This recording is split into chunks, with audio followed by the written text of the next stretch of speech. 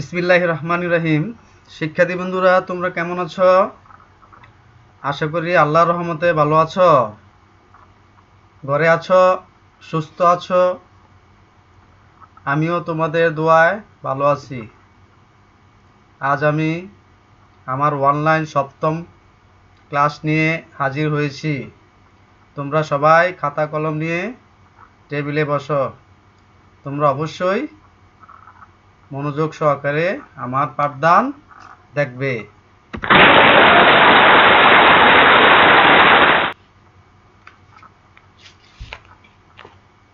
স্বাগতম মেঘনা Shilpanagari school and college. আমি আমার পরিচয় দিচ্ছি।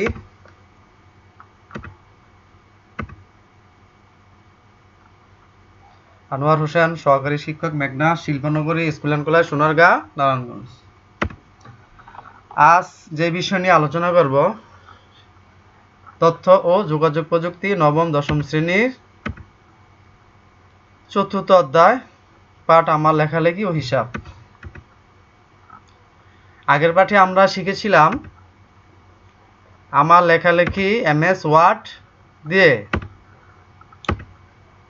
আজ শিখব আমার হিসাব নিকাশ মাইক্রোসফট এক্সেল দিয়ে। আজকে পাঠ শিরোনাম হলো স্প্রেডশিট ও আমার হিসাব নিকাশ। বিভিন্ন রকমের সংখ্যা বা অক্ষর ভিত্তিক উপাত্ত নিয়ে কাজ করা যায়। যে কোনো ধরনের হিসাবের জন্য সুবিধাজনক কলাম ও সারি থাকার কারণে উপাত্ত নিয়ে কাজ করা যায়। সূত্র ব্যবহারের সুযোগ থাকায় অনেক বেশি উপাত্ত নিয়ে কাজ করা যায়। বিভিন্ন ফাংশন সূত্র আকারে ব্যবহার করে সহজ উপাত্ত বিশ্লেষণ করা যায়। গ্রাফ চার্ট ব্যবহার করে উপাত্ত উপস্থাপন করা যায়।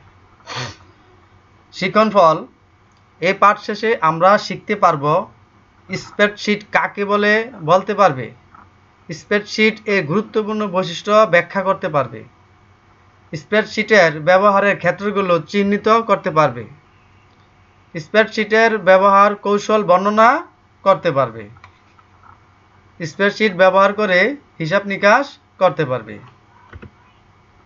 শিক্ষার্থী বন্ধুরা, জেনে নেই স্প্রেডশিটের কাজ। Excel 2010 user interface. Row number দেখছ, নেম বক্স, এখানে নাম লিখবে। ফাইল বাটন, এই ফাইল ক্লিক করলে তুমি সব তথ্য পাবে। Quick access toolbar, column toolbar, এটা হচ্ছে column toolbar. Tab list, title bar, minimize the ribbon,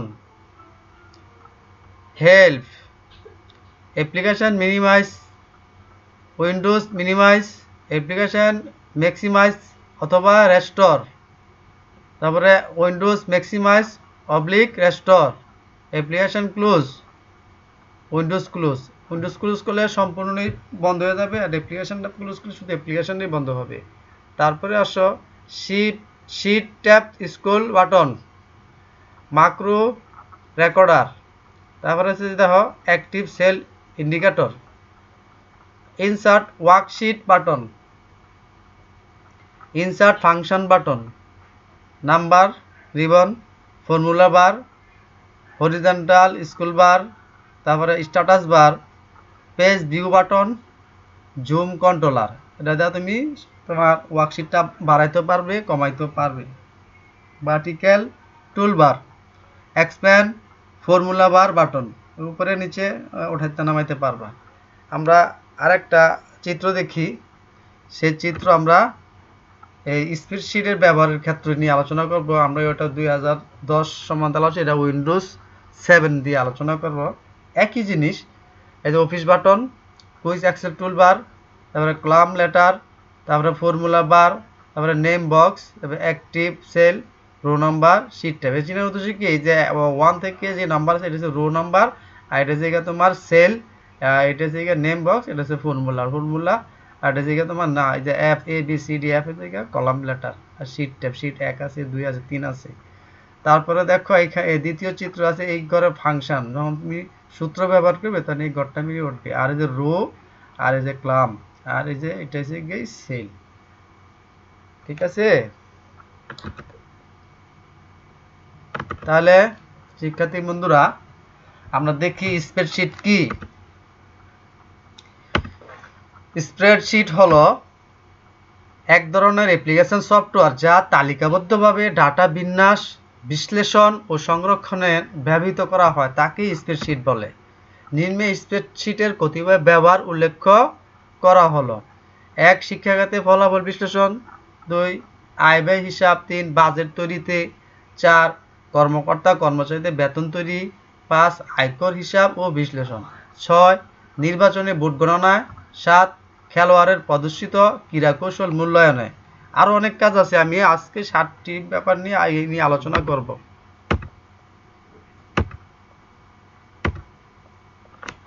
spreadsheet open করতে হলে আমার প্রথমে যা করতে হবে, আমি উইন্ডোজ এক্সপি, উইন্ডোজ 10 দিয়ে আলোচনা করব। দেখো উইন্ডোজ এক্সপিতে স্টার্ট আছে, স্টার্টে ক্লিক করলে তুমি যে মাইক্রোসফট অফিস আছে, মাইক্রোসফট অফিস আসলেই তুমি কি করবে, মাইক্রোসফট এক্সেল ক্লিক করলে দেখবে যে এই যে চিত্রটা দেখতে পাচ্ছ এরকম এক্সেল শিটটা ওপেন হবে। ঠিক আছে। তারপরে উইন্ডোজ 10 এর একই নিয়ম, যে স্টার্ট ক্লিক করলে তোমার এরকম একটা চিত্র আসবে। এই চিত্রতে ব্ল্যাঙ্ক আছে, ব্ল্যাঙ্কে ক্লিক করলে এরকম তোমার ওয়ার্কশিট বা স্প্রেডশিট ওপেন হবে। এটা উইন্ডোজ 7 দিয়ে আমি ওপেন করা দেখাইছি। চলো আমরা এবার আসল কাজে চলে যাই। স্প্রেডশিটের কাজ হলো হিসাব নিকাশ, যেমন যোগ, বিয়োগ, গুণ, ভাগ, চিত্র, ডায়াগ্রাম ইত্যাদি। এর চিহ্ন হলো প্লাস আর যোগ, একই নিয়ম। আমরা যেভাবে যোগ বিয়োগ করি, মাইনাস, বিয়োগ, একই নিয়মে ওয়ার্কশিট বা স্প্রেডশিটে, কিন্তু গুণের টার ব্যতিক্রম, সেটা স্টার চিহ্ন দিয়ে ব্যবহার করতে হয়, আর ভাগ স্লাইস বা অবলিক দিয়ে ব্যবহার করতে হয়। তা আমরা প্রথম আমরা যোগের কাজ শিখব। দেখো বিক্লাম ও সি রো, বিক্লাম ও সি, বিক্লামের ঘরে আর সেল 3, তবে বিক্লাম সেল 4। দেখছো এই যোগ করার সময় প্রথমে সমান, তারপরে ফার্স্ট ব্র্যাকেট, তারপরে B3 প্লাস B4, এন্টার দিলে উত্তরটা পাবে। এখানে সেলের ঘরে সমান, first bracket, B3 plus B4 বসিয়ে এন্টার ক্লিক করলে উত্তর পাওয়া যাবে 20। আবার ফর্মুলা ব্যবহার করে নিচের চিত্রটি প্রথমে সাম, দেখো প্রথমে সাম এই সমান, তারপরে সাম, তারপরে ফার্স্ট ব্র্যাকেট, তারপরে C2, যে C2, তারপরে C4, সি হয়েছে ক্লামের ঘরে, আর 2 হয়েছে গিয়ে সেলের ঘরে, আবার সি ক্লামের ঘরে, 4 হয়েছে গিয়ে সেলের ঘরে, তারপরে ফার্স্ট ব্র্যাকেট লাস্ট ব্র্যাকেট দিয়ে এন্টার ক্লিক করলে উত্তর পাওয়া যাবে 30 আর 40, 70 আর 50, 120। আমি যে তোমার C3 C প্লাস C4 ভাগ এটা দেখাইলাম না, এই যে ভাগের কাজ আমরা করব পরের চিত্রে, আমরা পরের চিত্রে ভাগ দেখাই দিব। তাই আমরা যোগের কাজ শিখলাম। এবার আমরা শিখব বিয়োগ করা।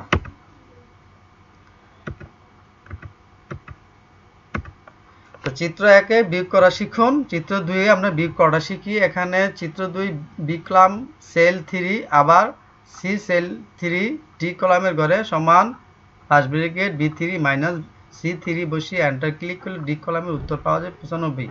এই যে দেখো এই উত্তরটা হয়ে গেল। গুণ ও ভাগ শিখবে এখন। স্প্রেডশিটে গুণ করার জন্য ফলাফল সেলের মধ্যে সূত্র দিতে হয়। সূত্র সবসময় সমান চিহ্ন দিয়ে শুরু হয়। গুণ করার প্রক্রিয়া দুই ধরনের। সাধারণভাবে সেলে সূত্র লিখে এন্টার দিয়ে ফলাফল পাওয়া যাবে। প্রথম চিত্রে আমরা দেখতে পাচ্ছি সমান B2, স্টার চিহ্ন B3, স্টার চিহ্ন B4, B5, এই যে 1 2 3 4টি সেল নিয়ে কাজ করছে, এন্টার দিলে উত্তর বেরিয়ে আসবে। তারপরে দেখো চিত্র 2 এর ঘরে আমরা এই গুণ দুইভাবে করা যায়। এটা হচ্ছে প্রোডাক্ট লিখে A3, তারপরে এই কোলন দিয়ে C3, এইগুলো এই যে 40 15 গুণ 84, 8400 টাকা, এন্টার দিলে 8400 টাকা চলে আসলো। আমি চিত্রে 2-এ বুঝেছি, তারপরে এভাবে লিখে দিচ্ছি। ফলাফল সেল স্প্রেডশিট ফাংশন প্রোডাক্ট সমান product first bracket A3 colon C3 first bracket cover লিখে সেল রেঞ্জ দিয়ে এন্টার দিলে ফাংশন ব্যবহার করে গুণ করার সুবিধা হলো অনেক বেশি সংখ্যক সেলের গুণফল রেঞ্জ দিয়ে সম্পন্ন করা যায়। এবার আমরা শিখব ভাগ করা। তো দেখো চিত্রে দেখতে পাচ্ছি প্রথমে সমান চিহ্ন, তারপরে A1 স্লাইস অবলিক অথবা অবলিক, এরই ভাগ বলা হয় B1। স্প্রেডশিট ভাগ করার কাজটি সূত্র দিয়ে করতে হয়। ভাগ করার ক্ষেত্রে A1 সেলকে B1 সেলে ভাগ করার জন্য ফলাফল সমান A1 স্লাইস B1 সেলে সূত্র লিখতে হয়। এক্ষেত্রে চিহ্নটি ভাগ হিসেবে ব্যবহৃত হয়। আর এন্টার দিলে তোমার কি আসবে? ফল আসবে। যেমন এই যে 45 ভাগ 5 সমান উত্তর কি আসবে? 9 দেখাই দিছে। শতকরা নির্ণয় করার সূত্র। 400 টাকা 15% কত টাকা? ক্রয় মূল্য 1200 টাকা হলে 16% লাভে বিক্রয় মূল্য কত? বাস্তব জীবনে আমরা এই ধরনের অনেক হিসাবের মুখোমুখি হই। স্প্রেডশিটের মাধ্যমে সহজে আমরা এই হিসাবগুলো করতে পারি। স্প্রেডশিটের মাধ্যমে প্রথমে সমস্যাটি সমাধানের ক্ষেত্রে ফলাফলের সেলে এই যে সমান, তারপরে A3 স্টার চিহ্ন মানে গুণ B3, তারপরে পার্সেন্ট দিয়ে সূত্র প্রয়োগ করে সমাধান করা যায়। সূত্রটি কিবোর্ডে ব্যবহার করে ফলাফল সেলে লেখার নিয়ম হলো প্রথমে সমান চিহ্ন দিয়ে 400 লেখা, তারপরে সেল ক্লিক করতে হবে, তারপর কিবোর্ডে স্টার চিহ্ন চাপতে হবে, তারপর 15% লিখে সেলে ক্লিক করতে হবে। এরপর কিবোর্ড থেকে পার্সন শিফট কি চেপে 5 লিখে এন্টার করতে হবে। পেয়ে যাবে তোমাদের ফলাফল। দ্বিতীয় সমস্যাটি সমাধান করার জন্য সমান A3 গুণ B3 পার্সেন্ট প্লাস A3 সূত্র ব্যবহার করতে হবে। সূত্রটি লেখার নিয়মও উপরের নিয়মের মতোই। তাহলে বন্ধুরা শতকরা নির্ণয় করা আমরা শিখলাম। কি দেখতে পেলাম? Diagram, pie chart. কোনো তথ্য এবং সংখ্যার সমন্বয়ে গঠিত কোনো ডাটা টেবিলকে আরও আকর্ষণীয় এবং দৃষ্টিনন্দনভাবে উপস্থাপন করার পাশাপাশি সেগুলোর সঠিক ব্যাখ্যা প্রদান করার জন্য চার্ট বা গ্রাফ তৈরি করা হয়ে থাকে। পরবর্তীতে আমরা বেশ কিছু চার্ট বা গ্রাফ নিয়ে আলোচনা করব। চিত্র 1, চিত্র 2। প্রথম চিত্র, দ্বিতীয় চিত্র দেখছো তোমরা, এগুলো চিনো, এগুলো কি চিত্র বলা হয় তোমরা অবশ্যই জানো। তাই শিক্ষার্থী বন্ধুরা আমরা এই পাঠে আমরা যা শিখলাম সেটা নিয়ে মূল্যায়ন করব। মূল্যায়ন দেখো, কোনো ডকুমেন্ট প্রথমবার সংরক্ষণ করতে কোনটি ব্যবহার করতে হয়? ক নিউ, খ ওপেন, গ সেভ, গ সেভ এস। দ্বিতীয় প্রশ্ন হলো স্প্রেডশিট বিশ্লেষণ ব্যবহার করো। 1 নম্বর লেখালেখি কাজ করা, 2 সূত্র ব্যবহার করা সহজ, 3 উপাত্ত বিন্যাস করা সহজ। নিচের কোনটি সঠিক? ক 1 ও 2, গ 2 ও 3, আর খ 1 ও 3, গ 1, 2 ও 3। তা দেখি আমরা দেখে নিই সঠিক উত্তর কোনটি। আমি সঠিক উত্তর করে ক্লিক করি, কি পেলাম? উত্তর গ। তাহলে দেখি আমরা, এই যে গতে চিপ করে যায় পড়ছে। তারপর আমরা সঠিক উত্তর 2 নম্বর ক্লিক করে দেখি, এটার উত্তর গ। দেখি আমরা সঠিক উত্তর ক্লিক করে গতে, হ্যাঁ এই যে টিক চিহ্ন গ আসলো। শিক্ষার্থী বন্ধুরা কি দেখতে পেলা? বাড়ির কাজ। তোমাদের আর আমি কষ্ট দিব না, বাড়ির কাজটি খাতে লিখে নাও। মিস্টার চৌধুরী মাসিক মূল বেতন 16,500 টাকা। তিনি 60% হারে বাড়ি ভাড়া ভাতা এবং 700 টাকা চিকিৎসা ভাতা পান। তার মোট বেতন হতে 90 টাকা কল্যাণ তহবিলে এবং যৌথ বিমা বাবদ চাঁদা প্রদান করেন। তার নিট বেতন কত? তা স্প্রেডশিট ব্যবহার করে বেতন শীট তৈরি করবে।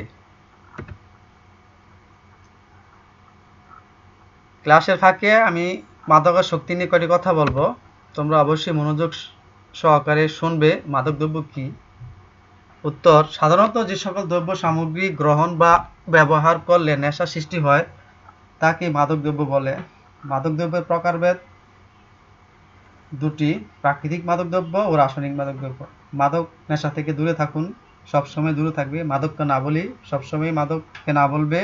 সামাজিক সচেতনতা বৃদ্ধি করি, এটা অবশ্যই করবে। আদর্শ শিক্ষায় তরুণদের মাদক থেকে বাঁচাবে। এর জন্য আমাদের কাজ করতে হবে, প্রথমে মাদককে না বলতে হবে। প্রতিটি শিক্ষা প্রতিষ্ঠানে খেলাধুলা, সাংস্কৃতিক কর্মসূচি, পাঠাগার কর্মসূচি, ধর্মীয় আচার অনুষ্ঠান ইত্যাদির মাধ্যমে ছাত্রছাত্রীদের মানসিক বিকাশ ঘটাতে হবে। গ্রামে গ্রামে তরুণদের ক্লাব তৈরি করে উপরোক্ত কর্মকাণ্ডের মাধ্যমে তরুণদের শারীরিক ও মানসিক উন্নয়ন সম্ভব। মসজিদের ইমামরা তাদের খুতবা পাঠের সময় মাদকের কুফল সম্পর্কে জনগণকে অবহিত করতে পারেন এবং মাদক থেকে দূরে থাকার পরামর্শ দিতে পারেন। তাইলে অবশ্যই বন্ধুরা তোমরা এই কাজটি করবে। আমরা একটা ভাই দেখতে পেয়েছি, তাহলে তোমরা বুঝতেই পারছো এখন আর নয়। আজকের মতো এখানেই শেষ। সবাই ভালো থেকো, সুস্থ থেকো। সবাইকে ধন্যবাদ। আল্লাহ হাফেজ।